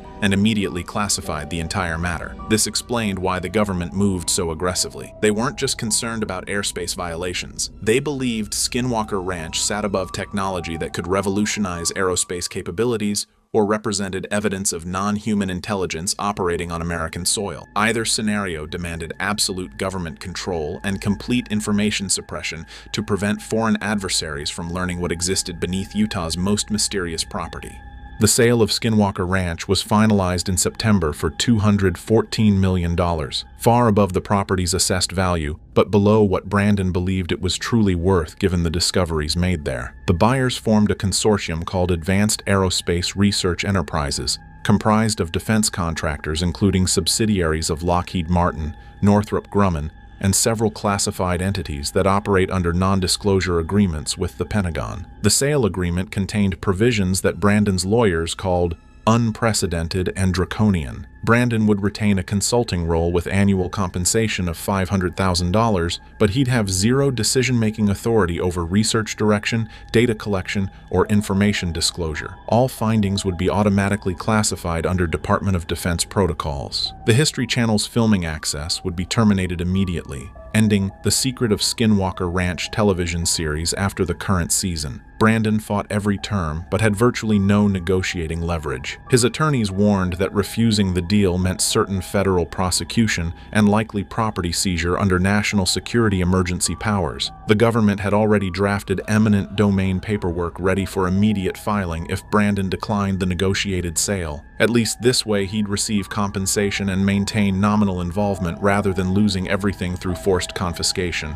The most painful aspect was the non-disclosure agreement Brandon was required to sign. He cannot publicly discuss specific details about what Travis discovered underground, cannot reveal the full extent of government pressure that led to the sale, and cannot disclose information about the new owner's research plan. Violating these terms could result in prosecution under espionage statutes carrying decades in federal prison. Brandon Fugel, who purchased Skinwalker Ranch specifically to conduct transparent public investigation, now finds himself legally prohibited from sharing the most significant discoveries ever made there. The irony is crushing, but the alternative was complete destruction of everything he'd built over years of dedicated research. The Skinwalker Ranch team fractured immediately when Brandon revealed the forced sale and government takeover. Dr. Travis Taylor, despite his military background and existing security clearances, expressed profound frustration during an emergency team meeting that sources say became heated and emotional. Travis had dedicated years to rigorous scientific investigation at the ranch, collecting data he believed would advance human understanding of unexplained phenomena. Now that data would be classified, removed from public access, and potentially weaponized for defense applications, rather than shared with the scientific community. He understood national security concerns, but argued that transparency and peer review were essential to legitimate research. The government's approach represented everything he opposed as a scientist: suppression of knowledge for political and military purposes. Travis initially considered walking away entirely, but ultimately agreed to continue under the new ownership structure, believing he could do more good from inside than protesting from outside. His decision disappointed some team members who viewed it as capitulation to government overreach. Eric Bard's reaction was far more adversarial. As the principal investigator who designed many of the ranch's most sophisticated experiments, Eric viewed the government intervention as theft of intellectual property and suppression of groundbreaking research. He refused to sign non-disclosure agreements or accept employment under the new ownership consortium. Eric publicly criticized criticized Brandon's decision to sell, arguing he should have fought the government in court regardless of the personal cost. Their professional relationship, built over years of collaborative investigation, ended in bitter arguments about principles versus pragmatism. Eric left the ranch in August and has since been vocal on social media about government suppression of UAP research, though careful to avoid specifics that might violate existing confidentiality agreements. Bryant Arnold found himself caught between loyalty to Brandon and concern about the investigation's future. As the ranch superintendent who managed daily operations and knew every inch of the property, Bryant understood the phenomena better than most. He'd witnessed things that defied explanation and believed the public deserved to know what was happening. But he also recognized Brandon's impossible position and the genuine legal threats he faced. Bryant chose to stay on under new ownership, primarily to protect the property and ensure whoever controlled it would treat the land with appropriate respect. His decision was pragmatic rather than enthusiastic. He needed the employment and hoped to maintain some continuity during the transition. Thomas Winterton's reaction reflected his long history with the ranch predating Brandon's ownership. As someone who'd experienced the phenomena for decades, Thomas had seen researchers come and go, each promising answers that never fully materialized. The government takeover was just another chapter in Skinwalker Ranch's long story of secrecy and suppression. The new ownership consortium's true agenda extends far beyond simple monitoring or passive observation of Skinwalker Ranch phenomena. Leaked documents and insider testimony reveal plans to actively weaponize the location and reverse engineer whatever technology exists beneath the mesa. Advanced Aerospace Research Enterprises has allocated over $400 million for expanded operations, including construction of underground research facilities, installation of military-grade sensor arrays, and recruitment of scientists with top-secret clearances to staff what amounts to a classified government laboratory disguised as private research. The primary objective is studying the underground anomaly Dr. Travis Taylor discovered for potential defense applications. If the technology generating those electromagnetic signatures can be understood and replicated, it would represent a revolutionary advancement in propulsion systems, energy generation, and possibly weapons development. Documents reference strategic aerospace capabilities that would provide decisive military advantage, language that suggests they're not just studying phenomena, but actively working to exploit it for national defense purposes. The government's secondary concern involves the airspace violations and unexplained craft appearing above the ranch. Rather than simply monitoring these incidents, the new research agenda includes attempts to communicate with or capture whatever is creating the phenomena. Proposals include deploying experimental technology designed to interact with UAPs, establishing protocols for controlled contact scenarios, and developing countermeasures against the electromagnetic interference that's been affecting military operations. This represents a dramatic escalation from Brandon's transparent scientific investigation to aggressive military intelligence gathering. Most disturbing are the contingency plans for what they're calling containment protocols. If the phenomena at Skinwalker Ranch pose genuine threats to national security or public safety, the government has authorized extreme measures including complete evacuation of surrounding areas, establishment of restricted military zones, and potential use of force against unidentified objects entering the airspace. The ranch is being militarized with permanent security forces, weapons systems, and emergency response capabilities that suggest they're preparing for scenarios far beyond peaceful research. The government clearly knows more than they've publicly acknowledged about what exists at Skinwalker Ranch and why it matters. The aggressive takeover, massive financial investment, and classified research agenda indicate they view this location as strategically critical to national defense. Whether that's because they believe foreign adversaries are operating technology there, non-human intelligence is present, or ancient buried technology offers military advantages, the result is the same: complete government control and total information suppression. Brandon's public investigation threatened to expose something the defense and intelligence communities have worked decades to keep hidden, and they moved decisively to shut it down before revelations could spread beyond containment. The information suppression began immediately. History Channel footage was subpoenaed and classified. Episodes were edited to remove sensitive content. Social media posts about the ranch were systematically deleted. Witnesses received federal visits discouraging public discussion. Brandon Fugal, once championing transparency, now deflects questions citing confidentiality agreements. Within months, public interest declined as new information stopped flowing. The government achieved their goal: complete control over Skinwalker Ranch while erasing it from public consciousness. Skinwalker ranch owner Brandon Fugel finally addressed the moment that nearly ended the investigation for good. In a rare unscripted statement, he admitted there was a point during excavation beneath the mesa when the team encountered something so unnatural, so reactive, that he immediately ordered the dig to stop. According to Fugel, the discovery posed unpredictable consequences and should have never been disturbed. Camera feeds were cut, thermal data confiscated, and the area sealed. Subscribe for the full breakdown, because what he just revealed changes everything. For months, the team at Skinwalker Ranch monitored unexplained interference patterns beneath the southern edge of the mesa, patterns that didn't match naturally occurring geological movement or standard electromagnetic fluctuation. The sensors, buried across multiple depth points, began registering rhythmic pulses at precise intervals, almost like something cycling or responding from below. At first, it was shrugged off as instrumentation error. But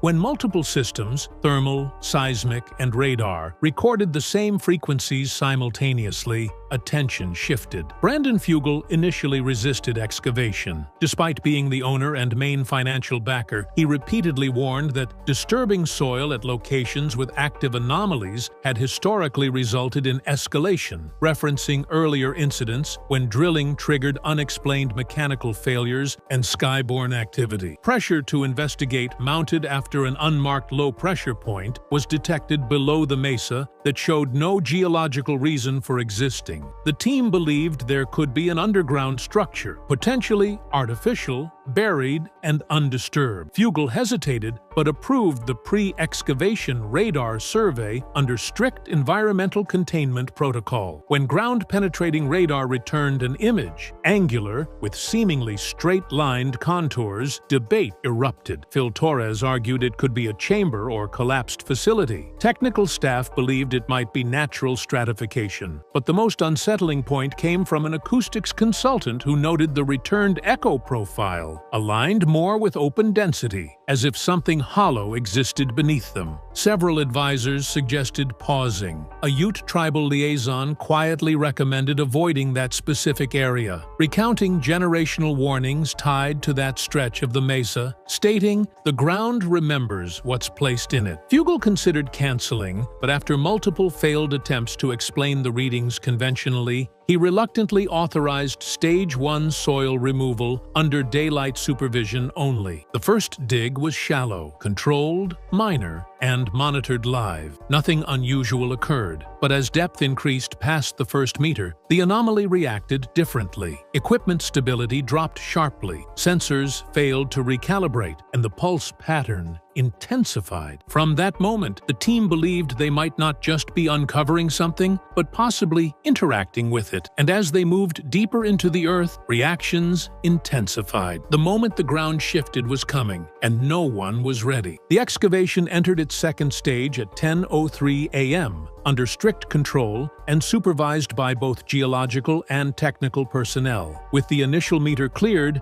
everything appeared stable. Instrumentation still flickered occasionally, but no obvious environmental hazards emerged. A light wind moved through the canyon. Crew members later noted that it felt deceptively calm, as if the location was waiting. As the excavator dug past the 2-meter depth, however, the sensors, previously pulsing at irregular intervals, suddenly began registering at exact 10.6-second cycles, active across multiple platforms simultaneously. This forced the team to pause and recalibrate. The calibration failed. Drone reconnaissance was deployed next, but both drones experienced unexpected downward thrust, even with stable weather readings. Flight logs showed artificial interference manipulating altitude controls. The machines struggled to ascend more than 10 feet above the dig site. Engineers assumed electromagnetic disruption, but Phil Torres privately suggested something in the ground seemed to be pulling, as though resisting aerial observation. The digging resumed manually to avoid triggering automated system reactions. By late afternoon, the exposed area revealed discolored soil compressed into distinct layers, unnaturally flat, not consistent with natural sedimentation. A geologist pointed out faint trace elements of compounds that should not exist at that depth unless introduced produced artificially. The moment that raised the most concern came when a contractor accidentally placed his gloved hand against the soil deposit. He reported feeling a low-frequency vibration in his sternum, like a heartbeat inside rock. He removed his hand instantly and claimed his chest felt tight for several minutes. Data collected from localized ground sensors at that exact moment registered a 0.2 microtremor, despite no seismic activity recorded within 200 miles. Phil requested deeper core sampling to understand what lay beneath the newly exposed strata. Fugel hesitated, but approved the test given the emerging significance. As the core drill advanced, air pressure around the site began dropping. For 17 seconds, sound meters detected a compression wave moving outward from the shaft. Yet, no wind occurred. The crew started hearing faint, rhythmic thumps, felt through their boots, not heard through the air. One technician later wrote it felt like being above something, breathing. They kept digging. None of them understood that what they were encountering wasn't being uncovered. It was responding. And within hours, the first truly alarming shift would take place. Because when night fell over the mesa, the ground itself began to move. Dig operations had ceased for the evening at precisely 6:48 p.m. While surface-level conditions remained outwardly stable, multiple team members had filed quiet concerns about prolonged internal unease. The monitoring posts were left active overnight per Fugel's request, collecting ambient seismic, thermal, and radio frequency data. Just before midnight, the first alert triggered automatically on the remote surveillance terminal. What registered initially appeared as a microquake, but the pulse signature did not match geological behavior. It was too symmetrical. Data compared against ambient wave patterns suggested directional energy pulsing from below, not lateral displacement typical of seismic motion. Phil was the first to return to the dig site, arriving with a field technician. The air was unnaturally still. Visual observation showed no shifts on the surface, but when logging sonar returned, what they saw was described as subsurface volumetric fluctuation, a slow uplift followed by a subtle release, spaced exactly 11 seconds apart, as if the Earth itself were exhaling and inhaling. Jessica arrived moments later and noted the ground felt slightly warm, despite temperature drops at night. Instrument readings showed a localized heat difference of 4.2 degrees, confined to a 21-foot radius directly around the excavation pit. The team activated ground microphones to isolate the source of the pulses. What came through was unlike anything logged on previous investigations. Instead of chaotic interference or audio warping, the signal was uniform, repetitive, like coded vibration. A field acoustic analyst later noted it resembled resonance intended to stabilize mass, not disperse it. Moments later, one of the stabilization sensors collapsed inward, falling into the hole despite being securely staked outside the cut line. Equipment readings began failing. Battery life dropped at accelerated speed, signal loss cascaded across receivers, and core drill telemetry spiked at 400% activity, despite being inactive. Phil radioed Fugel directly, advising temporary suspension and evacuation. According to internal report snippets, before issuing his directive, Fugel asked one question: is the ground rising? The next reading answered for them. The soil within the pit swelled upward approximately 1.3 centimeters without external pressure. Movement was slow but undeniable. A technician watching the live thermal overlay gasped, claiming he saw a pattern forming along the lifted earth, something repeating the same frequency signature logged earlier. Then alarms triggered simultaneously across all monitors. The ground didn't just shift again, it reacted. And when the team replayed the footage from this moment, Fugel made the decision that changed the entire course of the excavation. During the incident, the primary live cameras failed exactly as expected once the anomaly spiked, but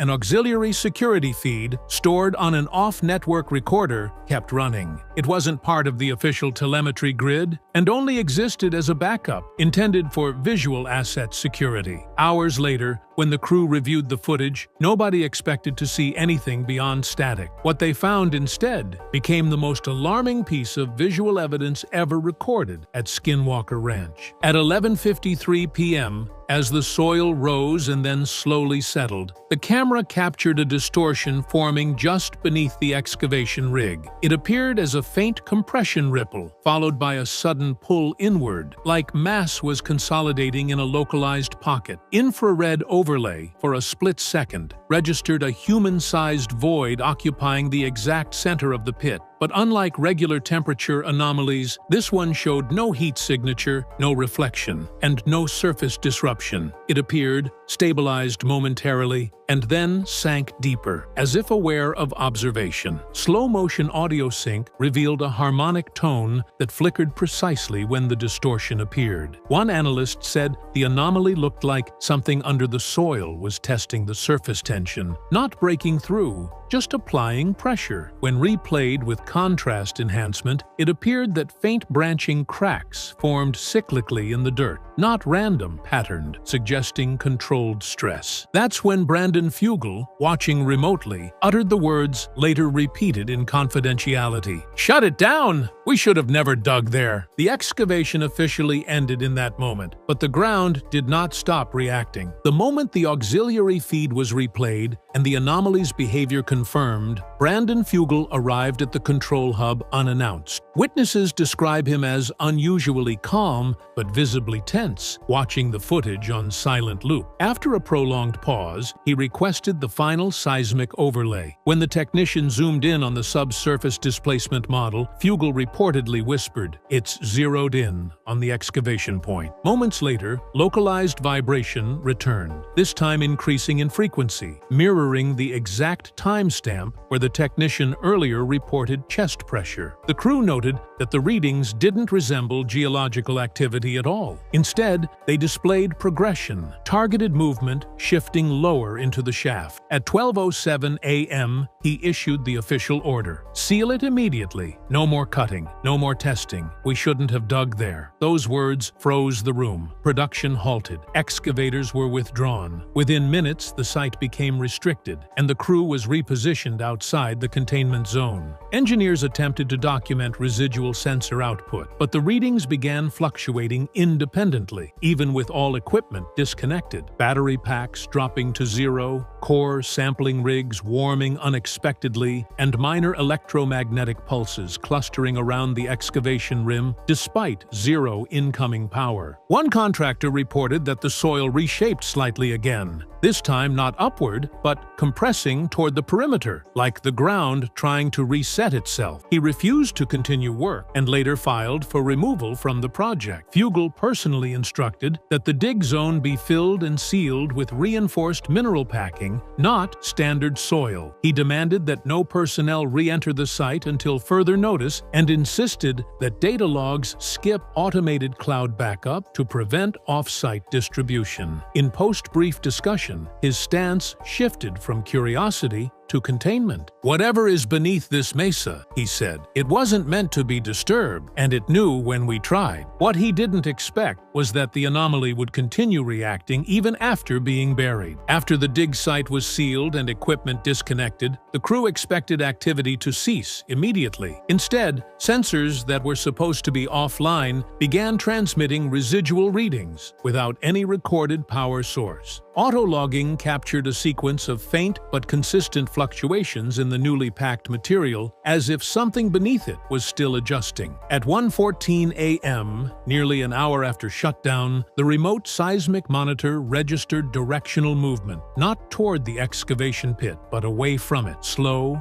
measured, deliberate, heading northeast along the underground gradient. Phil Torres, still on site analyzing live feeds, noticed that the movement aligned exactly with the path where the crew stood during their final minutes at the pit. Heat void signatures ran parallel to footprints captured earlier that afternoon. Forensic technicians later confirmed a 0.8-degree drop in temperature within those exact coordinates, like something was tracing the path back. One analyst noted the pattern mimicked human pacing, What alarmed the team wasn't the shift itself. It was what happened when they reviewed thermal scans from the moments after sealing. The mass didn't just move beneath the Earth. It elevated slightly, creating a spectral impression hugging the underside of topsoil. It followed where people had stood, pausing for seconds at points where crew members reported anxiety earlier in the investigation. At 1:26 a.m., a ground microphone, left unintentionally active, captured a low, gliding frequency that corresponded directly with the seismic shift. It wasn't random. The pattern matched the timing of the technician's heartbeat from the collapse event hours earlier. That's when the medical lead advised temporary withdrawal, stating, "If this thing can align to someone's physiology, we may not be at risk from proximity, but from recognition." The crew cleared the zone completely by 1:40 a.m., but the scans continued recording movement beneath the mesa. And by morning, at least one team member would admit they didn't sleep, not because of what they saw, but because of what they felt might leave the ground next. By morning, the excavation site showed no visible disturbance. The seal packing appeared intact. No instruments triggered alarms. On the surface, it looked as if nothing had happened. But the change didn't come from beneath the mesa. It came from the people who'd been closest to it. Within hours, 3 crew members reported deep chest pressure, not pain, but a sensation described as like gravity pulling into my ribs. One technician said he could still feel the rhythmic pulses they'd detected underground, even though no monitors registered ongoing anomalies. Another admitted he avoided stepping anywhere near the dig site, despite no logical reason, stating bluntly, "It feels like standing over something that remembers you were here." During medical assessment, mild tremors were observed in 2 individuals when shown footage of the excavation area. Even without sound, their heart rates accelerated in perfect sync with the timestamp where ground displacement had been detected the night before. A visiting analyst confirmed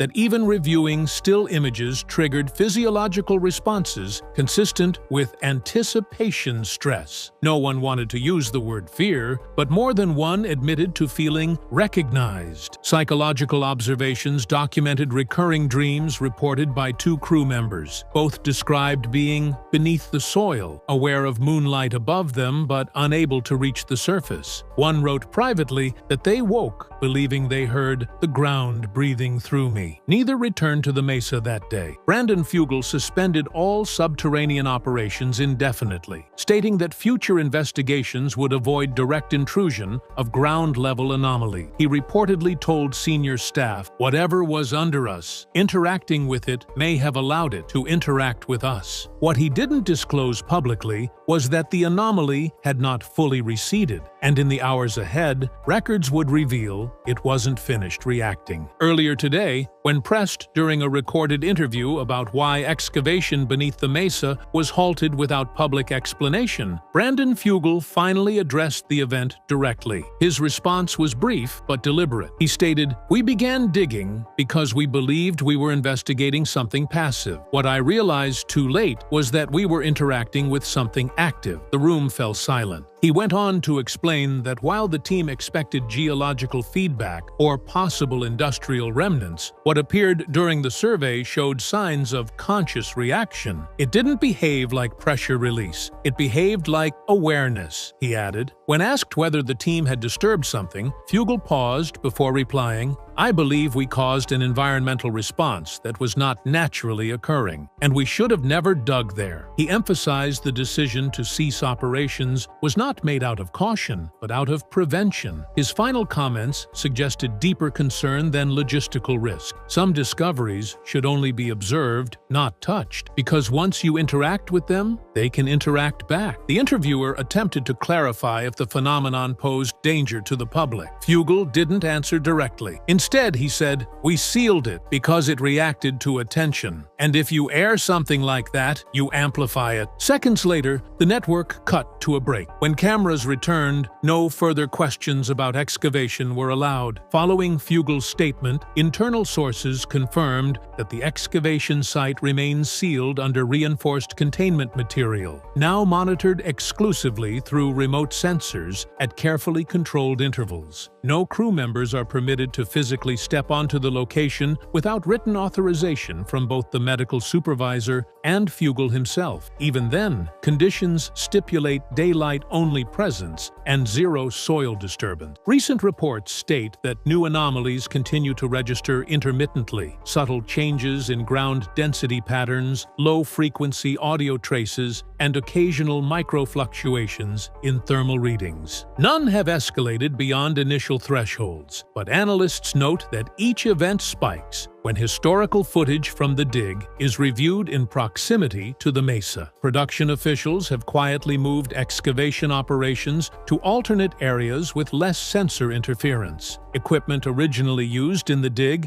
has been isolated in storage and flagged with a limited exposure protocol, meaning only designated personnel can access the machinery, and only while monitored. 2 technicians who experienced post-digature symptoms are no longer active on the project and requested assignment removal, citing prolonged internal dissonance. While no official statement links these symptoms to the excavation, multiple internal memos acknowledge persistent effect markers. To date, there are no plans to resume digging at the site. Future investigations will rely solely on above-ground scanning and atmospheric tracking. In a closed meeting, Fugel reportedly said, "We didn't find something buried. We woke something that already knew we were here." When asked if he fears that whatever reacted underground might re-emerge, he responded, "It's still reacting. We're choosing not to provoke it further." For now, the site remains sealed. The ground is silent, but few believe it is still. And while no formal closure has been announced, those involved in the dig already understand the truth. They will never dig there again. Not because they can't, but because they shouldn't. And the deeper question now isn't what's buried under Skinwalker Ranch. It's what might already be awake beneath it.